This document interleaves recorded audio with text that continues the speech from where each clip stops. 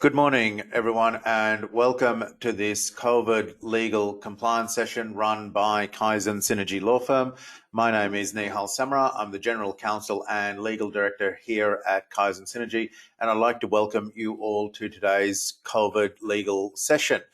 Today's webinar specifically focuses on the key requirements under the COVID Safe HR workplace laws and also vaccination policies and registers as well. And we're going to be covering these key requirements of today. We have been assisting agencies with drafting vaccination policies, but also putting into place some of the workplace COVID requirements and also looking at how to manage their staffing administrative obligations, as well as discussing some key issues and challenges, many of which we're going to discuss today, specifically relating to workplace issues. As always, we are going to be updating the Gemba 360 dashboard resource as well too, and certainly this will give you some of the templates and tools that we're using today. These will all be made available within that dashboard resource. For those of you that are joining us for the first time on this webinar, we are running a series of webinars each week for the next few months.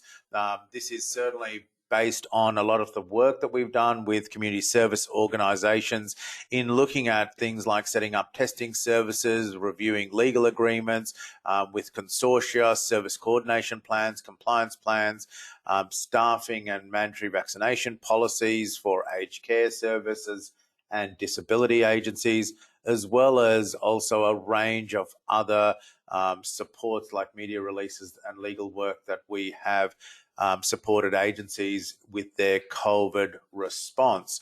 So we're well versed in terms of the works that we have done, and a lot of these resources that we're going to be sharing over the next few weeks has been provided by agencies just like yourselves in order to build up sector capacity across the community services sector in response to COVID as well.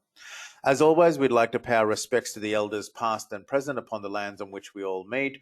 While this session is being run by webinar and recorded, we do pay our respects to the traditional owners accordingly. So today's agenda, we will be looking at COVID safe HR laws and also vaccination policies and registers. And I'll show you what these look like and how these are working for agencies. So essentially the legal ways in which, or the legal obligations that you have, we will be looking at specific case studies and see how agencies just like yourselves have implemented their legal compliance obligations. So we're going to look at what are the rules, vaccination and workplaces, covering off things like what if some employees or personnel don't want to be vaccinated or don't want to have the boosters, or some have had or having the boosters. And I'll just add here that when we talk of personnel, we're not just talking of employees or part-time staff, but also volunteers as well too, who also play a key role in a lot of community service organisations. We're going to also be looking at and discussing some of the privacy obligations in terms of if people don't want to be vaccinated, or those that do, how do you manage the privacy obligations within your agency? And it's something to consider. But also, what are the legal obligations for requiring employees to inform yourselves about their vaccination history as well too? And then this leads into things like our next week's session, where we're looking at what happens when workplaces shut down quickly, pay, leave, stand downs we'll be touching on today, as well as things like returning to the workplace and also your health and safety in the workplace obligations. And as I mentioned, we are going to be looking at HR registers and other forms to support this process. So when we look at the requirements for vaccinations and HR laws, there's a range of documents that people may refer to when trying to gather this information together. We have considered the Australian COVID-19 vaccination policy, and also if you look not too far back, certainly in the media, there has been this view that lockdowns will be or to be a part of the Australian way of life until everyone is vaccinated. And this was an article featured in one of the medical practitioner magazines some time ago. And essentially, by attending this webinar, what we're really looking at doing is giving you a series of resources and tools, but also giving you a bit better understanding of what the COVID rules are, how they apply to your agency, improve your awareness of what the HR rules and how they work, and as I've mentioned, looking at getting you a timely collection of resources that you can also use today, and you'll see a number of different case studies that we'll pull up on to show you what other agencies like yourselves have been doing. As I've mentioned, a few housekeeping items and also legal support that is available to you.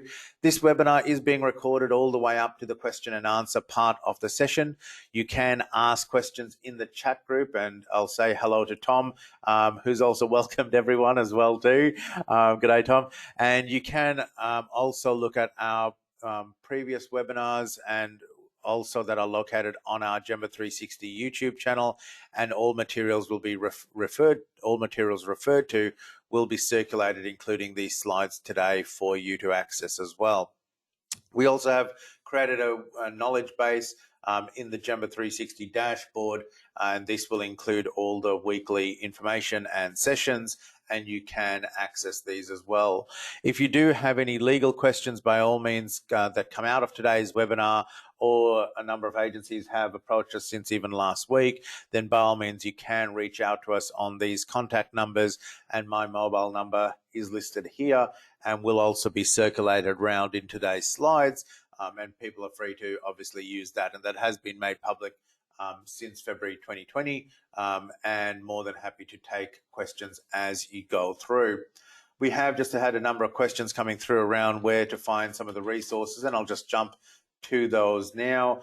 Essentially, you will be having access to the Gemba dashboard. I'll show you what that looks like in a minute, but essentially you can view them on our website at kaizensynergy.com, or even all the past COVID legal webinars have been listed on the Gemba 360 YouTube channel and are streaming there.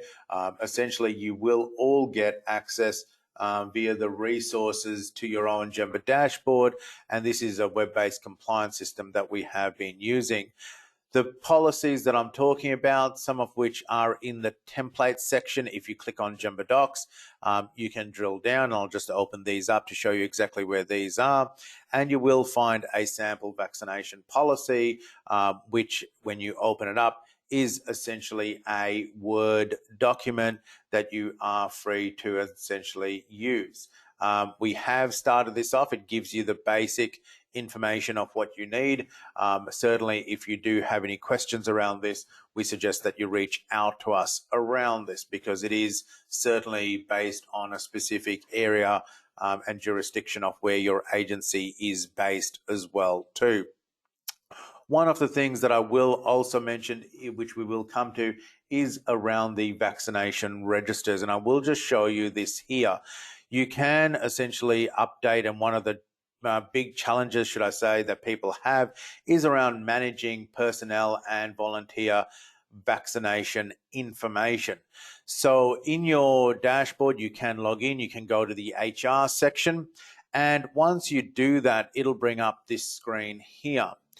You can essentially load in, and I'll just show you how to do that, but I've created a specific person called Jane Citizen, who is a volunteer. So if I click on Jane Citizen, for example, I can go into Jane's details. It will give me her personal details, and essentially look at when the date was that it was issued, and also when the what we'll call expiry or reminder date is. So essentially, about 3 months before this is due, a reminder will automatically be sent out once we add the dates in for Jane. And it gives you the options of whether Jane, in this case, is vaccinated, partially vaccinated, fully vaccinated, etc. So when it does come for Jane to receive her, in this case, booster shots or the likes, we can see that on here. It also means that from this dashboard, I can also load in or Jane can load in her own vaccination certificate, which allows us to actually keep a record of this for all our personnel and staff. And it makes it very, very simple for us to manage this information directly. It also means if there is something that needs to be updated very quickly, and if I click on this link here, it is here, very quickly I can view this information, and this is just a sample of what is taken from the Commonwealth Government's system as well. So essentially from your own agency's requirements in holding on to vaccination information for employees and personnel, you can view this information and also store this. And a lot of agencies are using Gemba to ensure that they meet all their compliance obligations. And you can go through and run reports very quickly around this on vaccination reports, and you can also add in your employees, members, volunteers, board members, and contractors, and keep records of all of these if you need to. And there is a short 5-minute video that shows you exactly how to do this. So essentially that is a resource that is there for your agency to use. We did want to mention this today because it is a key part of what we're going to talk about in today's requirements. And you will see an instruction sheet on how to manage employees, members, volunteers, board members, contractors, and run your reports. So let's have a look firstly at the COVID safe HR laws and vaccination rules for agencies.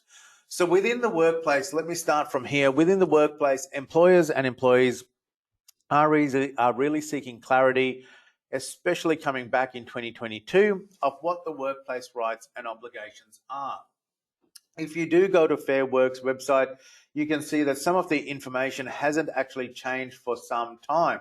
And what I mean by that is essentially there are specific dates that they've updated some of the information, but not all of the information that we can see has been updated. And so within it, this is causing a lot of confusion for many, many people. And what they are looking for is some clarification on, well, what do we need to do and when around this information. So going to the Fair Work website, and we have brought a lot of this information together, you can see that some of this was published on the 26th of Jan and updated again at the end of almost the end of last year. But there is a lot of confusion on some of the requirements that your agencies need to follow. And how do you, in fact, manage these requirements? And this is what we're going to be covering off this week and next week to really support your agency on and see what other agencies aren't doing.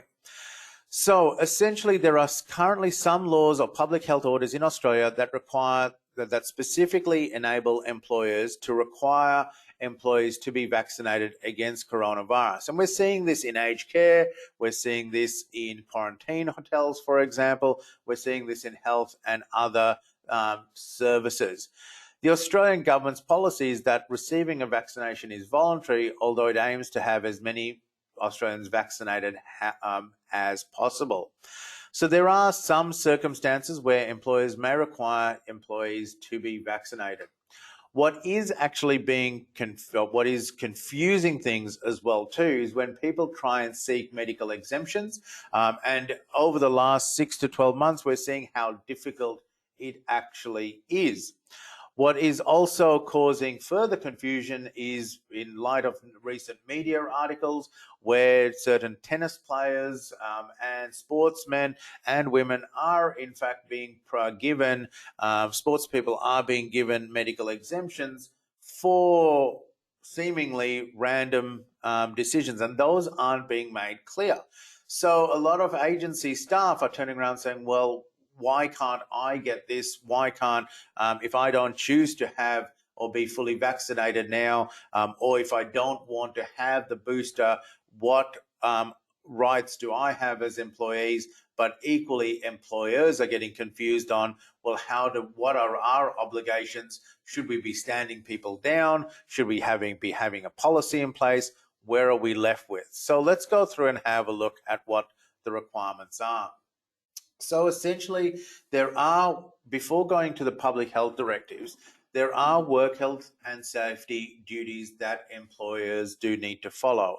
And this means that within every agency, there is a positive obligation on employers to try and minimize COVID, the spread of COVID within your agency. Now, for that, to further that, there are in some states, clear public health directives whereby people are required, or agencies are required, to ensure that some of their staff have the vaccination.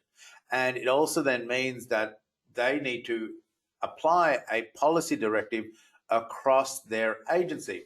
What is causing a lot of confusion, though, is that when government agencies issue public health directives, it is often focused on a specific part of the workforce.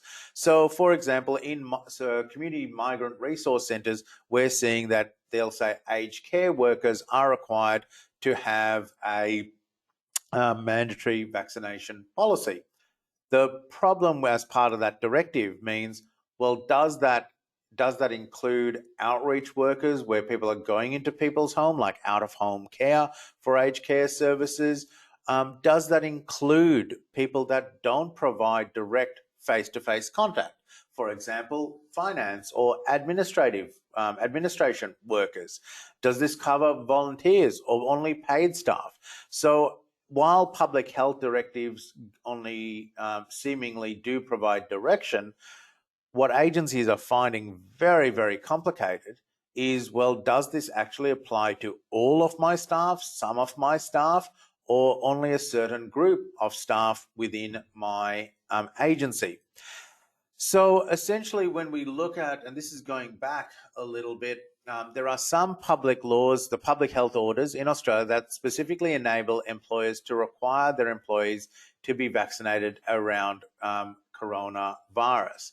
In some cases, other employers like SPC and Qantas and Virgin have sought to introduce and tried to introduce very early on mandatory vaccination policies. So firstly, relevant factors an employer should consider will include whether a specific law, such as a state or territory public health law, requires an employee to be vaccinated, whether there is an enterprise agreement or other registered agreement or employment contract which includes a provision for vaccination, and if no law or agreement or employment contract applies, whether it would be lawful and reasonable for an employer to give their employees a direction to be vaccinated. And this is often done on a case-by-case basis. Now, number 3 is part of what we're going to be unpacking today, and I'm sure this will cause a bit of discussion in the chat group as well. So let me start, before going into the different HR requirements and laws, let's have a look at what goes into a vaccination policy. And I'm going to unpack this for you. So when we're engaged to look at vaccination policies, essentially some factors you should consider really on an ongoing basis are these particular parts here. And often we'll be engaged with agencies. Often agencies will have some idea of whether they do have a vaccination or they should be having a mandatory vaccination policy or a vaccination policy that encourages people to be vaccinated itself. But essentially, before jumping to that, and I've shown you also where the template document is in the GEMBA system for you to access. But essentially, when we go through this with agencies, the process is that we follow is this. We'll look at whether the Australian Health Protection Principal Committee recommends COVID-19 vaccinations for all workers in your industry. But what does this in fact look like? Well, when we look at that, essentially statements from the AHPPC, and I'll go back to the previous slide shortly, is that often they'll encourage, and they'll make statements like encourage industries to promote and facilitate vaccination, but they may not actually provide a direction. So essentially going back, the AHPPC had encouraged employees in sectors such as high mobility, such as aviation, mining resources, freight sectors, where they posed an increased risk of widespread dispersion of infections across long distances. And this also later included FIFO workers, fly-in, fly-out workers, where they essentially could assist in the mitigation of transmission of COVID across different borders. So in some cases, the AHPPC guidelines do allow for yourselves to be covered based on what industry you're in. Also, the next question that we look at is, will your workers be exposed to risk of infection as part of their work? So, for example, clearly in the past, hotel quarantine workers will be at high risk of exposure. Medical, community-based services, disability services, again, work duties that place them into close contact with people who may be infected with COVID-19. The other part that we look at is, do your workers work with people who would be vulnerable to severe disease if they contracted COVID-19? So this includes people of Aboriginal and community, Aboriginal and Torres Strait Islander descent, people with a disability, people in the aged and frail support services like aged care and the likes. So people with chronic conditions as well too. And again, people that suffer from unfortunately from cancer and the likes and are immunocompromised conditions. Again, these are the sort of workers that may need to be have protection against COVID-19 and the transmission of it to your clients. So you can see that as you're working through this, when you're looking at, well, when should your agency consider having a mandatory vaccination policy, there are key questions that you should consider. It also means, what is the likelihood that COVID-19 could spread in the workplace? And obviously now, given where things are in 2022, essentially this could apply to many companies and organizations right around the country. Do your workers interact with a large number of people in their course of work that could contribute to super spreading? What other control measures do you have in your workplace to prevent this or minimize the risk? And also, would a requirement to be vaccinated be unlawful in the circumstances? For example, would it discriminate against a class of employees? And I'll come to that shortly. So essentially, when you're looking at a mandatory vaccination policies, these are the questions that we actually ask, and we'll often unpack with agencies as we go through an initial meeting. If the answer is yes, the majority of these, then generally a mandatory vaccination should be applied to your agency. Now, with it, often the question then comes up is, can an employer require an employee to provide evidence that they have been vaccinated? Now, if an employer has provided a lawful and reasonable direction to be vaccinated for coronavirus, the employer could also ask the employee to provide evidence of the vaccination itself. Where an employer wants to direct an employee to provide evidence, the employer should make sure that the requirement to provide evidence is also reasonable. Now, part of this also you need to consider when asking for this information is privacy issues. So how do you hold on to this information? How long are you going to hold on to this information for? If somebody is fully vaccinated, and when I say fully vaccinated, I'm talking about, in this case, definitionally 2 jabs. And now that people are being asked to undertake boosters, what does that then look like? When will you hold on to this past information that employees have given you and ask them to then update their information with the booster details, for example? What if somebody decides to not have the booster? What are you going to do in those situations then? So with it, there is directions that employers can give to your employees, but essentially this should not start with any disciplinary action around this. It should essentially look at asking the questions, why are people, or why may people be refusing the vaccination, and what is the reasons for this? Now, what happens, obviously, if an employee refuses to be vaccinated? Now, if an employee refuses to be vaccinated, an employer should, as a first step, ask the employee to explain their reasons for refusing the vaccination. And this, believe it or not, is one of the important parts that employers often miss from a legal point of view. People are very quick at the moment to try and stand down staff, shut down services, etc. And for those reasons, it is important to be actually asking these types of questions. If the employee has provided a legitimate reason for not being vaccinated, for example, they have a medical condition, or the employee and their employer should consider whether any other options are available. Now, Julie's just asked, how long is the vaccination effective for? This is changing, Julie, in terms of the directives that are being provided out of from various medical practitioners.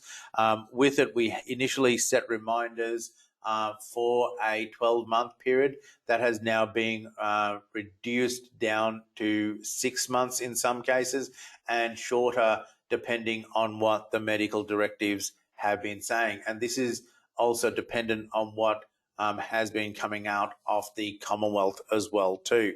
So that's where things like when we go back, and I'm talking about the reminders for agencies, and looking at, if I bring up, for example, Jane's profile here, essentially setting up the reminders and, in fact, updating the information can be changed as well. So if I wanted to actually move this, and let's say I'm going to move this back to 1st of Feb, for example, like this, then essentially a month before this, it'll actually fire off the reminder, and it's just sent a reminder off now to say that Jane needs to be booked in for Jane's reminder. So with it, there are changes that are occurring around vaccination status and when boosters and the likes need to be had. Now, whether disciplinary action is reasonable will depend on the circumstances. So essentially, stand downs are unlikely to be a valuable option for employers if an employee refuses a direction to be vaccinated. There may well be certain situations where it is mandatory under public health directives, and we've certainly seen that in the past few months now, where either stand downs have been provided under a specific public health order, or essentially people have been given a time to require to be had the vaccine and demonstrate that they've done this as well too. Now, if an employee refuses to be vaccinated, can you require evidence about why they've refused it? Now, if an employer has provided a lawful and reasonable direction to be vaccinated and an employee refuses, the employer could also ask the employee to provide evidence of their refusal as well too. And this might include medical letter of medical statement or the likes. It could mean a range of other information as well too. But where an employer wants to direct an employee to provide evidence, the employer should state and make sure that the requirement to provide evidence is lawful and reasonable. Now, essentially, if it is unclear whether a direction or the employer's refusal is reasonable, employers should not take disciplinary action lightly and should actually seek legal advice. And this was something taken from the Fair Work site as well too. It may be that directing an employee to provide evidence of a medical reason for refusing a vaccination is also likely to raise some privacy issues for you. So again, the scope of information that you may ask an employee for, and a question just came out, does this also include volunteers? Yes, it certainly does. You'll find that in the public health directives, and we've seen them across Victoria, Queensland, New South Wales, for example, whereby they've provided it as people that are delivering a service. They haven't actually defined them by categories of employees or essentially personnel. So it could actually include volunteers and also contractors that you have working for you. Now, the other question that comes up is, can an employee refuse to attend the workplace because a co-worker isn't vaccinated against coronavirus? Now, to answer this, you need to consider whether the vaccination may be mandatory within the workplaces itself, or the co-worker may have a legitimate reason to not be vaccinated, as we've discussed before, for example, a medical reason around this. We are finding that medical reasons have been quite narrow, and a lot of medical practitioners are express concerns around not issuing a medical reason for vaccinations, and that essentially is quite slim from what we have seen. If an employee refuses to attend the workplace because a co-worker isn't vaccinated, their employer can direct them to attend the workplace, and as long as this is lawful and reasonable. As stated, whether direction is lawful and reasonable depends on all of the circumstances, including the employer's work health and safety requirements. Now, can you, as an employer, take disciplinary action if an employee refuses to be vaccinated? And the short answer is yes, you can, but this will depend on a range of requirements that your agency does need to follow. David has just asked, which I will jump to here as well too, and I can see Laszlo has also asked a question as well too, which I will come to. But essentially, whether an employee can take disciplinary action will depend on the individual facts and circumstances. So looking at public health directives, working out if an employer can take disciplinary action should also consider their employment contract, workplace policy, and the public health order directive as well too. I will add that in certain states over the last 3 to 6 months, we have advised agencies on essentially public health directives covering staff and volunteers, and in some circumstances there has been cut-off dates that have been issued by which either staff members need or volunteers need to provide evidence that they have either been booked in for their first vaccination jab or in the past whether they've been double vaccinated by a certain date. And we have gone so far as advising agencies to ask for evidence of this as well too. Just in order of questions, David has asked, in the healthcare setting, boosters are now being required by a certain date. Where does the employer stand if the employee says they will definitely get the booster, but at a later date than that specified? David, it's a good question. Where boosters are required by a certain date, essentially if that's coming out of public health directives, then your agency is required to follow those public health directives. That is what we are seeing. That's what we have worked on in a number of states around and territories around the country as well too. And essentially it has been a policy directive adopted by the agency to say that staff need to meet those specific dates, and that's essentially what has been directed to. There is some agencies where they have provided things like staff leave if they are unable to get in or the likes. The idea of this, though, David, was to stop staff from saying, look, we're going to hold out on getting a vaccine. We're looking at a different vaccine that's coming out in 3 to 6 months' time or the likes.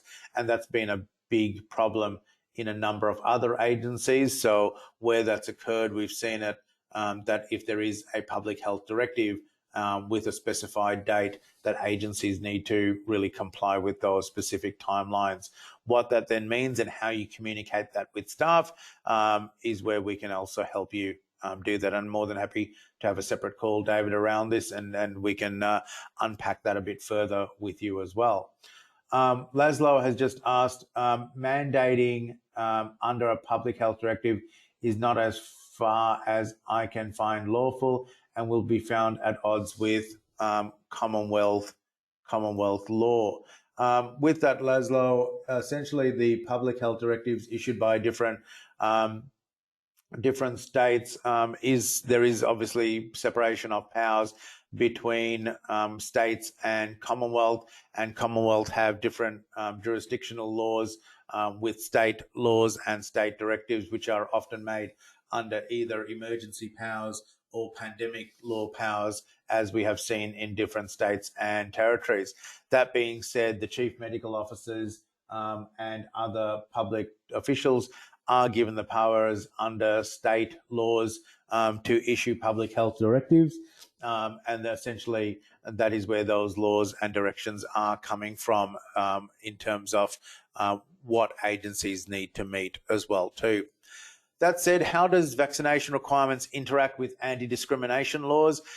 It is important that employers consider obligations and responsibilities under anti-discrimination laws, which generally prohibit discrimination against employees in the workplaces based on protected characteristics.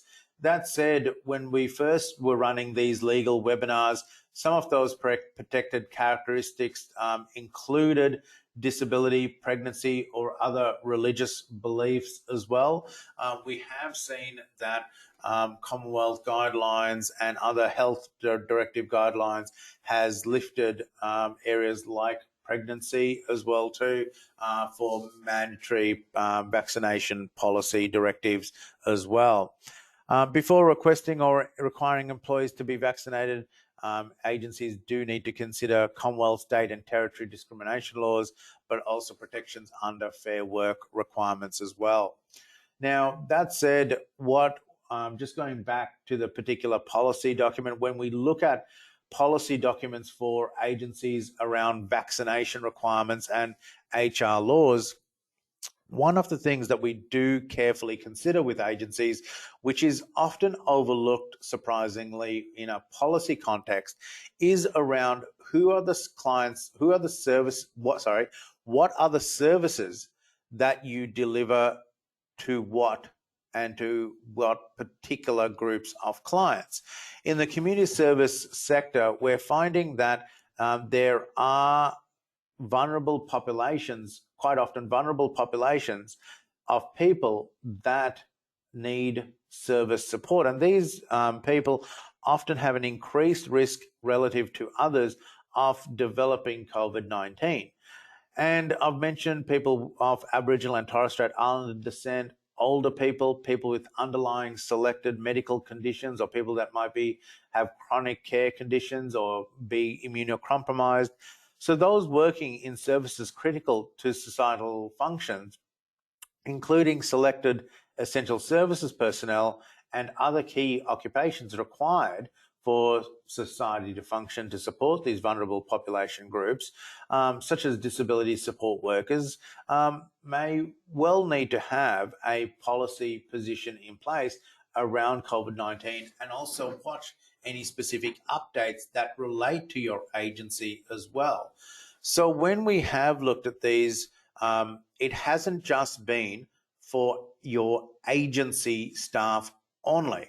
I will add that also when we've looked at vaccination policies for agencies, we've also looked, for example, and I'll give you a scenario, in some aged care settings and disability settings where they do provide housing support and residential services as well, essentially looking at the supply chains to your agency. So we've actually extended, in some cases, vaccination policies to actually your specific supply chains that actually provide services or goods into your agency as well too.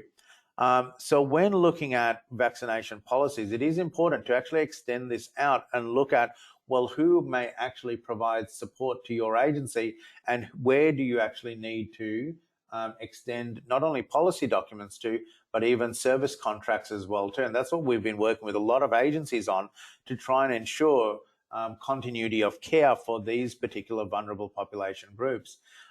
We have had another question coming from Mighty, who's just asked, this has been accommodated by supporting the employee with job tasks that do not require any face-to-face contact with clients. Unfortunately, this has been taken advantage of, and the employee is not complying and completing job duties that are required, not attending work, and still being expected to be paid. Is this ground for disciplinary action, as it seems to go far beyond COVID vaccination requirements? In short, Mighty, yes, it does. So with it, look, we've had situations, and I'll give you a situation with another agency, and this sort of situation unfortunately is more common than not, where people have had been asked to work from home. Those people working from home, let's say if they have been in administrative or reception duties where phones have been diverted to people's mobiles and the likes, and they may get, we've been told, let's say half a dozen calls a day. They're now being asked to return to the workplace, and people have applied for stress leave, and also asked to continue to work from home. When we've investigated why they've been pushing for that as well too, situations have occurred where they've actually left their original residence and moved some hundreds of kilometres away in some circumstances to regional parts of the state, and there is no way that they could possibly commute each day into work. So we've had situations like that with agencies where employees have in fact left their residence, sold up to, in some regards, and moved to regional parts of the state. Now that they've been asked to come back, it's creating a major issue. If that has been taken up, Mighty, look, it'll be something on a case-by-case basis where this has occurred.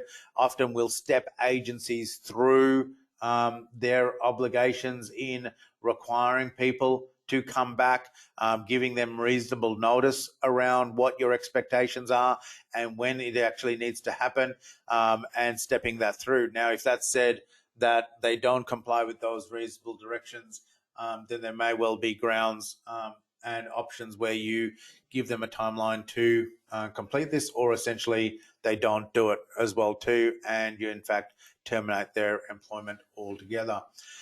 That said, where we lead to with this in returning to work, and you'll often find that now people are talking of RAC tests and the likes, one of the things that we found to be very, very useful is things called attestation registers. And essentially what this allows you to do is ask employees and volunteers to provide a series of screening questions. It's more than just the QR codes, screening questions before they jump into or provide services to work. And a couple of agencies that have been doing this for some time, which we will use case examples of now, is Rumballara Aboriginal Cooperative and also Women's Housing at Women's Housing Limited. And we should have the sound coming back. Here we go. Thank you, everyone, for holding on. We did have a secondary drop out of this, and picking up the sound should be back for everybody as well too. So with it, essentially just going back, just to repeat the slides around this, one of the things that have been, and I'll just go back a couple of slides for everybody, just to repeat where we were at a few seconds ago.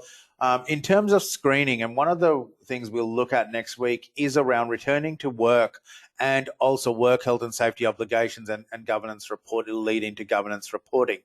So essentially one of the big things that has actually worked well in some states is the development of what we call attestation registers. Now, this is just a fancy word for a checklist that staff complete and personnel complete prior to starting work.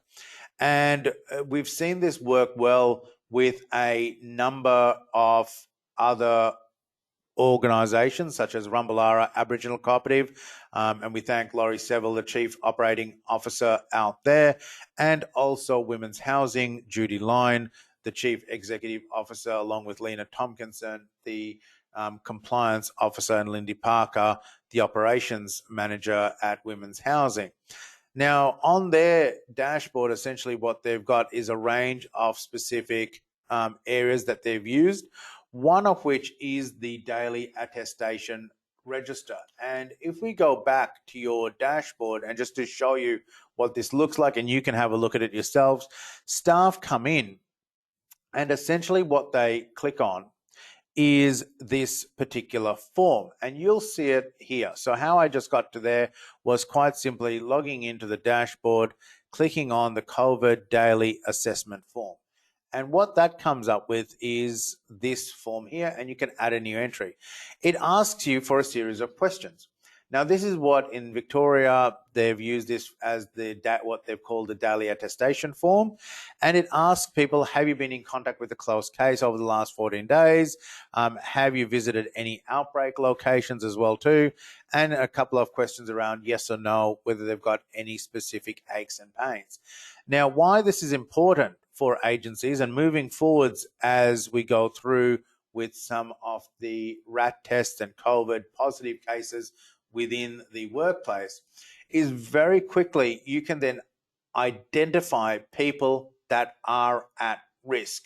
And essentially someone like Rumbalara or some agencies like Rumbalara Aboriginal Cooperative, they might have 300 staff working from multiple sites, and they need to know at any point in time, how is their agency traveling? So if one person has any COVID symptoms, it will actually send an alert to the person's admin. So looking at the questions here, whether it's Jacinta, Jem, Chris, Rochelle, or Karen, if in your case, whether you've just logged in and you've got your staff or board members, you're asking them just to complete a quick survey each day before they start work or doing any work for your agency. If they answer yes to one of those, an alert by email gets sent out to you. And very quickly, it's the view of, well, I can actually monitor and get a visual on that particular person. The same thing is actually going ahead with women's housing, where uniquely they don't do it every day, but they have done it in the past for where people are providing direct services to clients in their homes. And what I mean by that is it's essentially outreach. So they're going from those from their own home directly to a client, but they're not coming into the workplace. So before they're actually going out, what they're actually staffed to do is essentially complete this, and this can be done on the mobile device. So Samara has just asked, are those questions okay to be asked face-to-face with only 5 staff on the floor at any one time? Is it necessary having a digital questionnaire?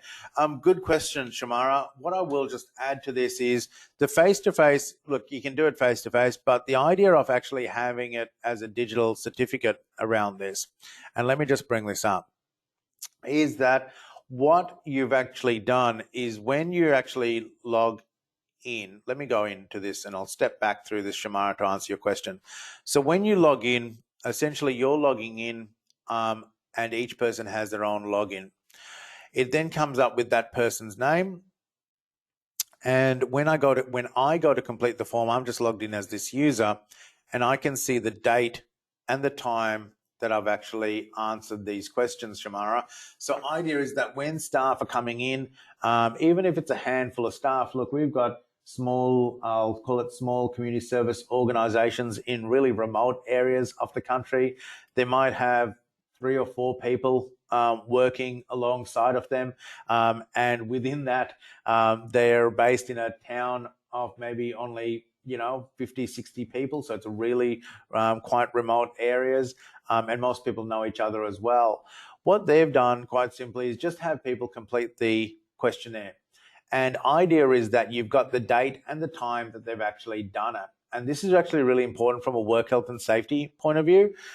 So with it, it's quite simple. And that way, once it's saved, it's then saved on this register for you.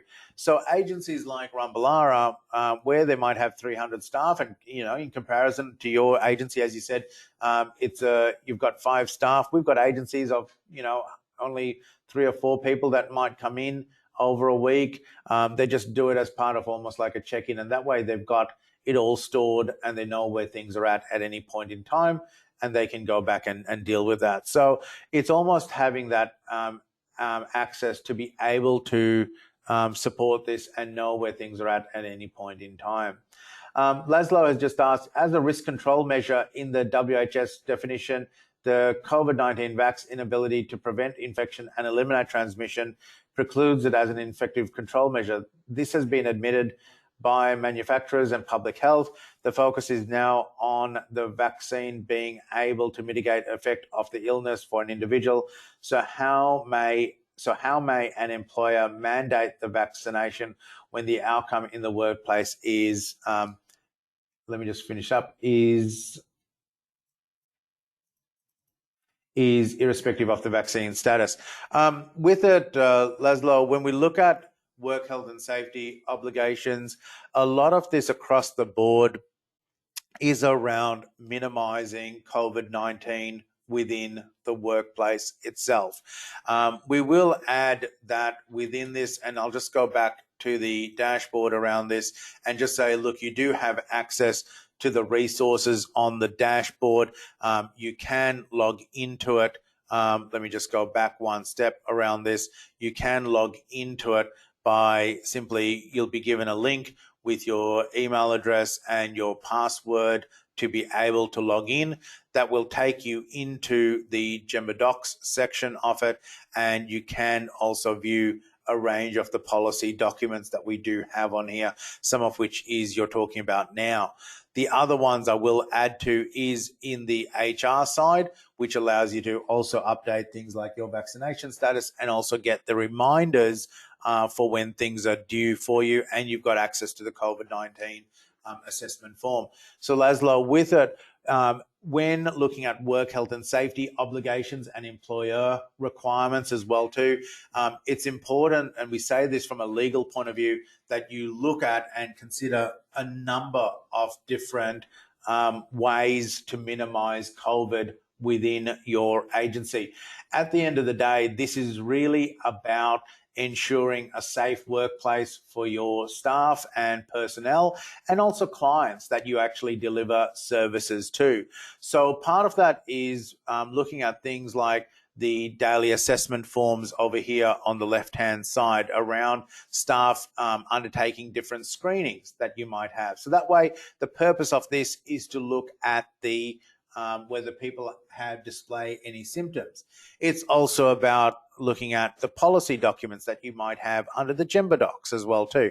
And we've got a number of them covering things like board reporting, as well as vaccination policies, and also work health and safety policies that you can see here, that is there to also try and provide a safe work environment and address these items as well. In terms of things like vaccination registers and the likes, look, there are obviously requirements in some parts where there are public health directives around this, and also picking up, let me have a look, who was it that asked the question around it? I believe it was David, around boosters and requirements that under public health directives, again, you've got your vaccination registers and reminders that can be set here in the HR space. So there are a range of different tools that are often used by agencies around this. And if I go back, even looking at, for example, Rumbalara Aboriginal Cooperative, this displays it pretty simply for you around the different components of what they're doing to minimize risks within their agency. And that also includes staff training of all the previous webinars that we've listed, so staff have access to this information as well. Women's Housing have done much the same, where they look at cleaning registers, which we'll come to next week under Work Health and Safety, and updating their COVID safe plans, and a range of tools to be able to do this. So what we're suggesting to agencies to do is to look at your workplace policies, look at the legal requirements discussed today, and also the vaccination policies. You may not call it a mandatory vaccination policy. You may encourage staff and personnel to have it, but also consider carefully the HR and vaccination registers as well. If you do have any questions, by all means, please contact me directly on the mobile that is listed here, or utilize our 1300 number. I will add that my colleagues Ruby and Lynette will reach out to you today to look at making a time for us to support your agency and have a one-on-one discussion, and we can do that via web conferencing as well too, and discuss the materials and specific questions that you might have. If you do have any further questions, by all means, stay online. We will be opening up the phone lines, and we're more than happy to stay online to ensure that all questions are answered before we finish today. If you are watching this webinar after today's live session and do have any questions, by all means, please reach out to us on 1300 360 360, or you can email us directly at support@gemba360.com. If you did want access to the Gemba dashboard, then by all means, please reach out to us on these numbers.